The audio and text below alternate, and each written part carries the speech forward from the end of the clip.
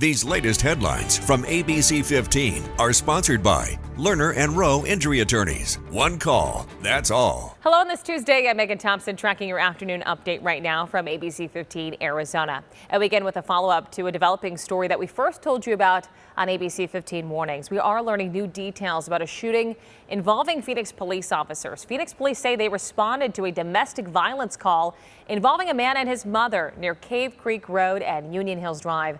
As officers were on their way to the mobile home park, they learned that man, 55-year-old Abraham Hermosillo, had an outstanding warrant. When officers entered the home, police say Hermosillo had 2 knives.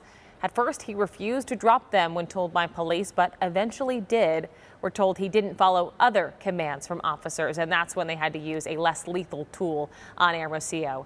He was taken to the hospital. He's been released and is now booked on multiple felony charges.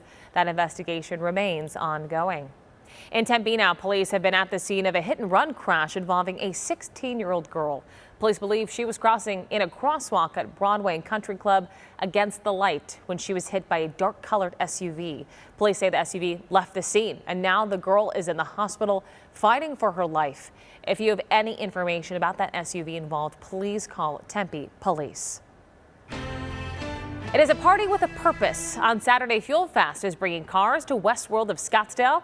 The event was founded by Cody Walker, brother of the late actor Paul Walker. He tells ABC15 the mission is to benefit the charity Reach Out Worldwide, which Paul founded back in 2010. They put volunteers, they put boots on the ground into communities after natural disasters. The event will have special guest appearances, drifting and ride-alongs, a concert, and more. General admission starts at $35. Kids 12 and under get in for free. You can find this story and others with all the things to do across the valley on abc15.com/things to do. And lighting up Central Phoenix this weekend is the 37th annual APS Electric Light Parade. It's rolling into town, bringing dazzling floats, holiday cheer, and fun for the whole family. ABC15 Zach Perry giving us a sneak peek of the festivities underway.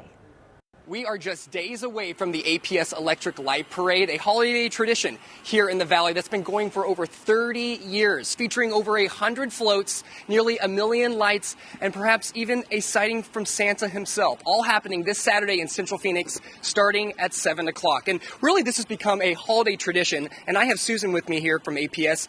For those who have been to this time and time again, this certainly has been a tradition for those here in the Valley. It is the official way to kick off the holiday season. At APS, we've been doing it for 37 years. It's one of the ways we like to bring our communities together, give back, and spread some joy. I love that. And for those who've never maybe been to the parade before, what can we expect this upcoming year? It is going to be bigger than ever. We have more floats, more lights. It's going to be spectacular.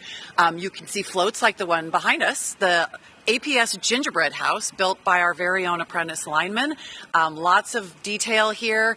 They'll be out Saturday night keeping the lights on so everybody can celebrate and have a bright season. Absolutely, and it's very on brand. I also love how realistic this float really is. This actually came from somewhere in Phoenix, isn't that right? Yeah, those are real power poles, and definitely they built it so they know what's going on. They've got it all figured out. I love that. And for those who are coming to the parade this Saturday at 7 o'clock, what kind of tips and tricks would you give them to maybe get here early and grab a spot? Well, the weather's going to be great. It is the biggest one yet, so we expect big crowds. So arrive early, bring some chairs, bring some snacks, bring layers, get cozy, and enjoy the night. So make sure to come on down to Central Phoenix starting on Saturday at 7 o'clock. That's when the parade kicks off.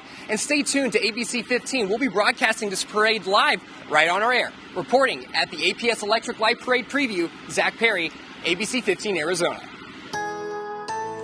With your most accurate forecast on this Tuesday, I am meteorologist Jorge Torres, and it's going to be a warm one here in the Valley, to say the least. Starting off with temperatures in the morning in the mid-50s, climbing into the mid-70s at midday under mostly sunny skies and generally light winds. But by the afternoon, we're calling for a high of 82 degrees. Not only is that well above average, but that would be a record high, breaking the current record of 81 degrees set back in 1940. And we'll see warm temperatures across the state as well. In the high country, keeping those highs in the mid-50s for areas like Flagstaff Flagstaff, Heber, and Show Low. 60s throughout Gila County and across southern Arizona. Those temperatures staying in the upper 70s to near 80 degrees for areas like Tucson and Ajo. And across western parts of the state today, we'll keep those highs in the mid to upper 70s as well. So here's that 7-day forecast for the valley. Temperatures from the lower 80s today to the 70s the rest of the week and into the weekend with lows in the 50s. Meanwhile, in the high country, we do now have a very slight chance for a shower Wednesday and Thursday in Flagstaff. Another chance of cooler temperatures beginning early next week.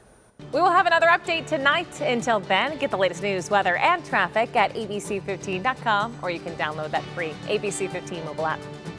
These latest headlines from ABC 15 are sponsored by Lerner and Rowe Injury Attorneys. One call, that's all.